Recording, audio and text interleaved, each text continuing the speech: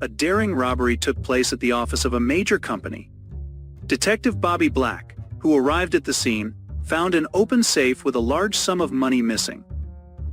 Only the fingerprints of the company director were found on the safe.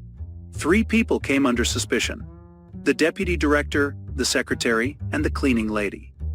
Who is the thief? Each of the suspects denied their guilt. The deputy director said he could not have stolen the money as he had no reason to do so. The secretary said she did not even know how to open the safe. The cleaning lady said she was just cleaning the office at the time and did not touch the money.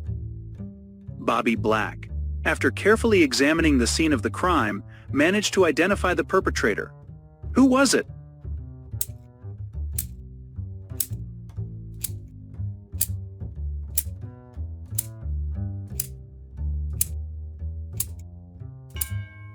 The thief is the cleaning lady. The detective noticed that only the cleaning lady was wearing gloves. This meant that she could not have left her fingerprints on the safe.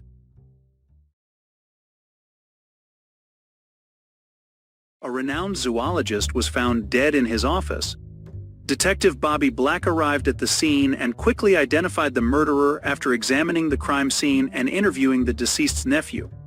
The nephew's story: his uncle had recently returned from South America. He brought back a venomous boa constrictor.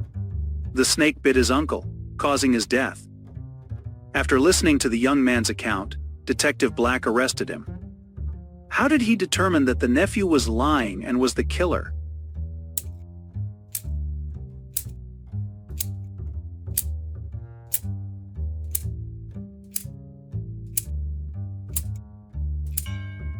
Boas are not venomous.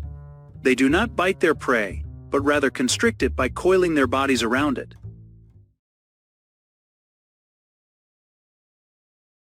The mailman informed Detective Bobby Black that Mr. Johnson was in trouble and requested his immediate assistance. Black rushed to Mr. Johnson's apartment, broke down the door, and found the man tied to a chair. Mr. Johnson pleaded for help, stating that someone had broken into his apartment the previous night, tied him up, and stolen his wife's jewelry. He mentioned being insured but expressed a desire for the culprit to be apprehended before his wife, who was currently out of town, learned about the incident. The detective then inquired about the events, prompting Mr. Johnson to recount his experience. Mr. Johnson described the ordeal as awful, with hours passing in agonizing anticipation of rescue.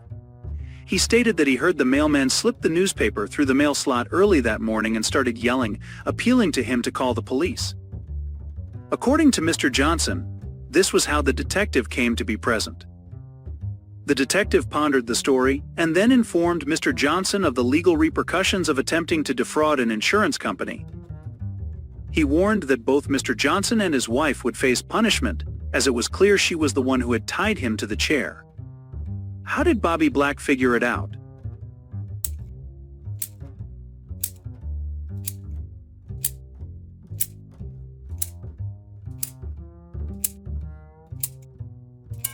The reason Detective Black concluded Mr. Johnson was lying was because the newspaper wasn't found near the door on the floor, but rather on the coffee table in the hallway. Only someone who was present during the alleged break-in, like an accomplice, could have placed it there.